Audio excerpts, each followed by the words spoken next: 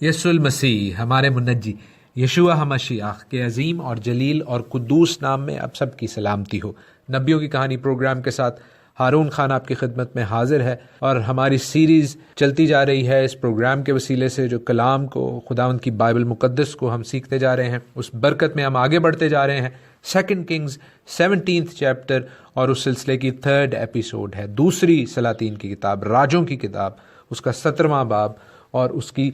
تیسری قسط۔ عزیزو، اس باب کو جب ہم نے پڑھنا شروع کیا تو میں نے آپ کو 2 کرونیکلز کے 30th چیپٹر کا ریفرنس بھی دیا، دوسری تواریخ کی کتاب، اس کا 30واں باب۔ اگر آپ نے برکت پانی ہے تو خداوند کی پاک روح مجھے کہہ رہی ہے کہ آپ اس باب کو ضرور پڑھیے گا۔ میں نے اس دن بھی ریکویسٹ کی تھی اور آج بھی خداوند کی پاک روح مجھے نہایت شدت سے یہ بات، یہ میسج، یہ پیغام آپ تک پہنچانے کو کہہ رہی ہے کہ if you just want to enjoy خداوند کی ڈیوائن پریزنس، خداوند کی برکت کو، اس کی موجودگی کو، عزیزو، دوسری تواریخ اس کے 30ویں باب کو ضرور پڑھیے گا۔ یہاں پر ایک اور بات بھی آپ سبوں کو سکھاتا چلوں، بتاتا چلوں کہ ہم جو بھی الفاظ یوز کرتے ہیں، چاہے وہ جتنے مرضی اچھے کیوں نہ ہوں، چاہے وہ جتنے مرضی خدا ان کی پرستش سے بھرے ہوئے کیوں نہ ہوں، جو الفاظ، جو جملے، فریزز، سینٹنسز خداوند کے کلام میں سے ہم پڑھتے ہیں، بولتے ہیں، جو کہ کلام میں لکھے ہیں، بائبل مقدس میں لکھے ہیں، ان کا ہمارے الفاظ کے ساتھ کوئی مقابلہ نہیں ہے، because those are divine words, وہ الہی الفاظ ہیں، وہ الہی ورڈز ہیں، آل بی اٹ کہ وہ ٹرانسلیٹڈ ہیں، ان کا ترجمہ ہوا ہے، لیکن خداوند کے کلام کی، اس کے الفاظ کی جو بلیسنگ ہے وہ ہمارے اچھے سے اچھے الفاظ سے بھی بہت بہتر ہیں۔ ہماری راست بازی بھی اور ہمارے راست الفاظ بھی ہمارے اپنے منہ کے خداوند کے سامنے گندی دھجیوں کی مانند ہیں، لیکن جب ہم خداوند کے کلام کو پڑھ کے انہی الفاظ کو دعا کے لیے، انہی الفاظ کو، انہی جملوں کو، انہی سینٹنسز کو اپنی مناجاتوں کے لیے، اپنی ریکویسٹس کے لیے، اپنی درخواستوں کے لیے استعمال کرتے ہیں، تو وہ ایک ڈیفرنٹ لیول آف کنیکشن ہو جاتا ہے۔ وہ خداوند کے ساتھ ہمارا ایک مختلف اور اچھا اور بہتر کنیکشن جڑ جاتا ہے۔ دوسرے سلاطین اس کے 17ویں باب کی جانب اپنا دھیان لگاتے ہیں، اور عزیزو، آپ کے جو سوالات ہوتے ہیں وہ میرے لیے بالکل باعث عزت ہیں، میں ان کا جواب ضرور دینا چاہتا ہوں۔ کئی سوالوں کے جواب میں پرسنلی ذاتی طور پر دے دیتا ہوں کیونکہ وہ ذاتی طور پر پوچھے جاتے ہیں، لیکن کئی سوالوں کا جواب چونکہ آپ سبھوں کے لیے برکت کا اور سیکھنے کا اور ترقی کا باعث ہوتا ہے، اس لیے میری کوشش ہوتی ہے کہ پروگرام کے بیچ میں ہی ان سوالوں کے جواب دے دیے جائیں۔ جیسے ایک بھائی نے پوچھا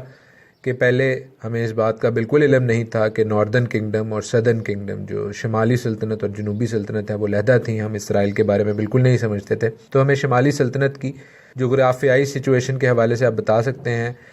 کبھی آپ نے اس حوالے سے بات نہیں کی کیونکہ آپ اکثر ذکر کرتے ہیں شمالی سمت کا اور جنوبی سمت کا، لیکن کچھ قبائل تو شاید مشرق میں بھی تھے۔ تو بالکل انہوں نے ٹھیک پوائنٹ کیا ہے، ایسٹ کی سائڈ پر روبن کا قبیلہ تھا، جد کا قبیلہ تھا، منسی کا آدھا قبیلہ تھا، اور یہ بات ہمیں یاد رکھنے کی ضرورت ہے کہ یہ 2.5 قبیلے جو ہیں، موسیٰ کے ٹائم میں ہی انہوں نے یہ جگہ یردن سے اس طرف کو ہی لے لی تھی، یردن کو انہوں نے پار نہیں کیا تھا، ان کو اچھی جگہ لگی تھی، انہوں نے کہا تھا ہم لے لیتے ہیں۔ موسیٰ نے اور خداوند نے ان کو یہ ریکویسٹ کی تھی کہ جب آپ اپنے بھائیوں کو پوری سرزمین ملک کنعان کی دلا دیں، تب تک آپ ان کے ساتھ جنگ میں شامل ہوں گے، اور یہ لوگ گئے تھے اور ایسا ہی ہوا تھا۔ لیکن یہ جو مشرقی سائڈ پہ ٹرانس جارڈینین سائڈ پر لوگ تھے، یہ بھی ان 10 قبائل کا حصہ تھے۔ تو I hope that is clear now. In fact جب شاہ اسور نے انیشلی تگلت پلاسر اور بعد میں اس کے بیٹے شلمنیسر نے اور سارگون نے جب اسرائیل کا تیا پانچا کیا، تو یہ جو 2.5 قبائل مشرق میں موجود تھے، پہلے یہی جو ہیں اسیری میں جاتے ہیں، اور یہی جو ہیں سب سے پہلے جو ہیں دور دراز ملکوں میں قیدی بنا کر بھیج دیے جاتے ہیں۔ کل ہم نے ایک اور اہم پرنسپل کو بھی، اصول کو بھی خداوند کے کلام میں سے سیکھا تھا کہ کس طرح ہوسیہ بادشاہ، جو اسرائیل کا آخری بادشاہ تھا، جس کے دور میں اسرائیل کا تیا پانچا ہوتا ہے اسور کی جانب سے، اس نے جب مصر کے ساتھ ساز باز کرنے کی کوشش کی، مصر سے ریکویسٹ کی کہ بھائی ہمیں بچا لے اسور سے، تو تب اسور نے اس کا بالکل حال خراب کر دیا۔ اور ہم نے اس بات پر مختصراً بات کی، بریفلی بات کی کہ مصر کی جانب خداوند نے جانے سے روکا تھا، بڑا اسٹرکٹلی روکا تھا، خاص طور پر اپنی قوم کو کہ بھائی میں مصر سے آپ کو نکال کے لایا ہوں، آپ نے واپس ادھر نہیں جانا۔ یہ ادھر گئے ہیں تو اس کا کانسیکوینس کیا ہوا ہے، اس کا نتیجہ کیا نکلا ہے کہ خداوند نے اس میراث میں سے، اس وعدے کی سرزمین میں سے، ارث اسرائیل میں سے اس قوم کو نکال دیا۔ تو عزیزو، ہمیں بھی جب خداوند گناہ کی غلامی میں سے نکال کر لاتے ہیں اور ایک اسپیشل سٹیٹس دیتے ہیں، انہیں ہمیں شاہی کاہنوں کا فرقہ قرار دیا اپنے خون سے دھو کر، تو ہمیں اس سٹیٹس کی قدر کرنی چاہیے۔ ہمیں گناہ کی دلدل کی جانب، مصر کی جانب واپس نہیں جانا چاہیے۔ اگر ہم ایسا کرتے ہیں تو پھر یہ جو میراث ہے، ہمارا اچھا وعدے کا سٹیٹس ہے، ہمارا ہولی سٹیٹس ہے، وہ ہم سے چھن جائے گا۔ اس چیز کو سمجھنے کی ضرورت ہے۔ یہ خداوند کے کلام کا پیٹرن ہے۔ یہ نہیں آپ کہہ سکتے کہ ونس سیوڈ آلویز سیوڈ، ایک دفعہ نجات مل گئی تو ہن اسی جو مرضی کر دے پھر یہ نہیں، ایسا نہیں ہو سکتا۔ خداوند کی پاک روح نے ایک بڑی اہم بات مجھے سکھائی جو میں ہمیشہ کہتا ہوں۔ میری ٹیچنگ کا، میرے سکھانے کا فوکس جو ہے ہمیشہ فرما برداری کے اوپر ہوتا ہے، خداوند کی فرما برداری، انسان کی نہیں، انسانی روایات کی نہیں، خداوند کی فرما برداری، کلام مقدس کی فرما برداری۔ تو عزیزو، وہ اس لیے ہے کہ جو گناہ آیا سرشت انسانی میں، بنی نوع انسان میں، ہیومن بینگز میں، وہ فرما برداری کے اپوزٹ جو کام کیا، الٹ جو کام کیا، اس وجہ سے آیا۔ نافرمانی کی آدم اور حوا نے خداوند کے حکم کی، ڈائریکٹ حکم تھا کہ آپ نے باغ کے بیچ میں جو درخت ہے اس کا پھل نہیں کھانا، نیک و بد کی پہچان کے درخت کا پھل کبھی نہ کھانا۔ اور جب اس حکم کی نافرمانی ہوتی ہے، ڈس اوبیڈینس ہوتی ہے، تب انسان کو سزا ملتی ہے۔ تو آپ اب یہ نہیں کہہ سکتے کہ خدا بدل گیا ہے۔ خداوند نہیں بدلا، خداوند لا تبدیل ہے۔ خداوند کل اور آج بلکہ ابد تک یکساں ہے۔ تو عزیزو، اس بات کو ذہن میں رکھیے، اگر کوئی شخص، کوئی بھی شخص آپ کو یہ تعلیم دیتا ہے کہ ہن تسی جو مرضی کرو، تو یہ غلط تعلیم ہے۔ خداوند یسوع مسیح نے اپنا لہو بہایا ہے کوہ کلوری پر، اس لیے نہیں کہ آپ جو مرضی کرتے رہیں، اس لیے کہ آپ اس لہو کو ایکسیپٹ کریں، اس فضل کو، اس گریس کو قبول کریں اور پھر خداوند کی فرما برداری کریں، نہ کہ پھر اس کے نافرمان ہو جائیں، پھر ڈس اوبیڈینس کر دیں۔ سو عزیزو، فرما برداری کے حوالے سے، اوبیڈینس کے حوالے سے جو میں زور دیتا ہوں اپنی ساری ٹیچنگ میں، اپنی ساری پریچنگ میں، تو وہ میرا میسج نہیں ہے، وہ کلام مقدس کا میسج ہے۔ فرما برداری آپ نے میری نہیں کرنی ہے، فرما برداری، اوبیڈینس آپ نے خداوند آسمانی باپ کی کرنی ہے، کلام مقدس کی کرنی ہے۔ ہم اپنے مین ٹاپک کی جانب، اپنے مین چیپٹر باب 17 کی جانب واپس آتے ہیں، دوسرے سلاطین میں، جہاں پر ہم دیکھ رہے ہیں کہ اسرائیل کا بادشاہ مصر کی جانب رجوع کر رہا ہے، ان سے کانٹیکٹ کر رہا ہے۔ ڈیوٹرانومی 17:16 میں لکھا ہے، استثنا کی کتاب اس کے 17ویں باب 16ویں آیت میں، بادشاہ کے لیے ہدایت ہے کہ وہ اپنے لیے بہت گھوڑے نہ بڑھائے اور نہ لوگوں کو مصر میں بھیجے تاکہ اس کے پاس بہت سے گھوڑے ہو جائیں، اس لیے کہ خداوند نے تم سے کہا ہے کہ تم اس راہ سے پھر کبھی ادھر نہ لوٹنا۔ تو عزیزو، یہ وہ کلام کا حصہ ہے جو بڑا واضح ہے، کلیئر ہے کہ اسرائیل کے بادشاہوں نے مصر سے بات نہیں کرنی، مصر کی جانب کسی وجہ سے نہیں جانا۔ ایک بہن نے یہ بھی سوال کیا کہ سلیمان بادشاہ نے بھی تو مصر کی عورت سے شادی کی تھی،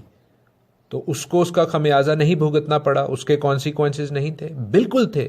میں نے جب سیموئیل کی کتاب پڑھائی، سمجھائی، تو سلیمان کے کیریکٹر کے حوالے سے اور سلیمان کی اس حرکت کے حوالے سے بڑا واضح بتایا، بڑی تفصیل سے، بڑی ڈیٹیل سے بتایا ہوا ہے۔ پھر غزل الغزلات میں جو سانگز آف سلیمان کی کتاب میں نے سکھائی اور سمجھائی ہوئی ہے، جو کہ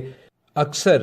غلط اس کو پورٹرے کیا جاتا ہے، اس کو سمجھا جاتا ہے، اس حوالے سے بھی جب سکھایا اور سمجھایا تو سلیمان کے کیریکٹر کے حوالے سے کئی تفصیلی ہم نے بائبل سٹڈیز کی۔ لیکن مختصراً بریفلی آپ کو بتائے دیتا ہوں کہ سلیمان کی اس حرکت کی وجہ سے، جو کہ اس نے صرف مصر کی خاتون سے شادی نہیں کی تھی بلکہ اس نے امونیوں سے بھی، مدیانیوں سے بھی اور غیر اقوام سے بھی شادی کی تھی، تو اس کا خمیازہ، اس کا رزلٹ، اس کی سزا اس کو یہ ملتی ہے کہ اس کے بیٹے ہی کے دور میں، اسی وقت خداوند نے اس کو اس چیز کی آگاہی دے دی تھی، بتا دیا تھا، لیکن اس کے بیٹے کے دور میں اس کی مملکت جو متحدہ اسرائیل تھی، جو اکٹھا یونائٹڈ اسرائیل تھا، وہ دو حصوں میں تقسیم ہو جاتا ہے، شمالی اسرائیل اور جنوبی یہودا کا ملک۔ دوسرے سلاطین اس کے 17ویں باب کی 5ویں آیت یوں کہتی ہے کہ شاہ اسور نے ساری مملکت پر چڑھائی کی اور سامریا کو جا کر 3 برس اسے گھیرے رہا، اور ہوسیہ کے 9ویں برس شاہ اسور نے سامریا کو لے لیا اور اسرائیل کو اسیر کر کے اسور میں لے گیا، اور ان کو خلہا میں اور جوزان کی ندی خابور پر اور مادیوں کے شہر میں بسایا۔ اور یہ اس لیے ہوا کہ بنی اسرائیل نے خداوند سے اپنے خدا کے خلاف، جس نے ان کو ملک مصر سے نکال کر شاہ مصر فرعون کے ہاتھ سے رہائی دی تھی، گناہ کیا اور غیر معبودوں کا خوف مانا، اور ان قوموں کے آئین پر جن کو خداوند نے بنی اسرائیل کے آگے سے خارج کیا، اور اسرائیل کے بادشاہوں کے آئین پر جو انہوں نے خود بنائے تھے، چلتے رہے۔ عزیزو، اس سے زیادہ کلیئر، اس سے زیادہ صاف کچھ نہیں ہو سکتا جو یہاں پر کلام مقدس میں لکھا ہے۔ خداوند نے انہیں کیوں سزا دی، اس کی ریزن لکھی ہے کہ خداوند کی اس لبریشن کو، خداوند کی اس نجات کو، اس سیلویشن کو جو انہیں گناہ کی، مصر کی غلامی سے ملی، انہوں نے حقیر جانا۔ پھر انہوں نے غیر معبودوں کو فالو کرنا شروع کر دیا، ان کی پیروی کی، اپنے ان بادشاہوں کی جنہوں نے اپنے رولز، اپنے ریگولیشنز، ناٹ جسٹ ملک کے رولز ریگولیشنز بنائے بلکہ مذہب کے رولز اور ریگولیشنز بھی بنا دیے۔ جب ان کو فالو کیا، خداوند نے اسرائیل کے خلاف ان 2 الزامات کو بڑا واضح ان آیات میں چارج شیٹ کیا ہے خداوند نے اپنی قوم کو۔ پھر اگلی کچھ آیات میں، نیکسٹ فیو ورسز میں لکھا ہے کہ ہر ایک اونچے پہاڑ پر اور ہر ایک درخت کے نیچے انہوں نے اپنے لیے ستونوں اور یسیرتوں کو نصب کیا، اور وہیں ان سب اونچے مقاموں پر ان قوموں کی مانند جن کو خداوند نے ان کے سامنے سے دفاع کیا تھا بخور جلایا، اور خداوند کو غصہ دلانے کے لیے شرارتیں کی اور بتوں کی پرستش کی، جس کے بارے میں خداوند نے ان سے کہا تھا تم یہ کام نہ کرنا۔ تو عزیزو، ہم دیکھتے ہیں کہ کس طرح خداوند بے شک محبت ہے، ہمیں اس بات کا علم ہے، وہ شروع سے محبت رکھتا ہے۔ اس نے آدم اور حوا کو سزا تو دی ان کی نافرمانی پر، باغ عدن سے نکالا تو صحیح، لیکن پھر ان کا خیال بھی کیا۔ اسی طرح نوح کے ٹائم میں اس نے نوح کی اولاد کے ذریعے زندگی کو پھیلانے کا کام جاری رکھا۔ لیکن عزیزو، ہم نے اس بات پر بھی خیال کرنا ہے کہ جہاں خدا محبت ہے وہاں خدا عادل منصف بھی ہے، وہ ایک رائچس جج بھی ہے، اینڈ ہی کیناٹ لیو اٹ، وہ اس بات کو چھوڑ نہیں سکتا کہ انسان پھر جو مرضی کرتا رہے، اسپیشلی وہ لوگ جو اس کی اولاد ہیں، جو اس کے بیٹے بیٹیاں ہیں، وہ ان کو اسپیشلی خاص طور پر چیک کرتا ہے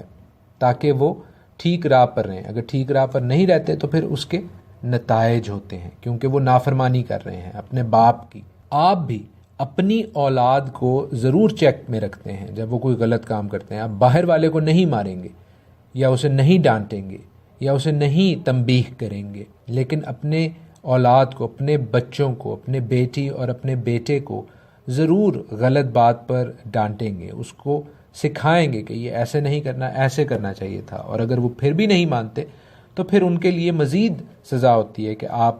1 ہفتے کے لیے باہر نہیں جا سکتے، یا آپ کی پسندیدہ چیز آپ سے لے لی جائے گی 1 ہفتے کے لیے۔ خداوند بھی یہ سب باتیں کرتا رہا ہے۔ دیکھیے اگلی آیات میں اسی باب کی لکھا ہے کہ خداوند سب نبیوں، غیب بینوں کی معرفت اسرائیل کو، یہودا کو آگاہ کرتا رہا کہ تم اپنی بری راہوں سے باز آؤ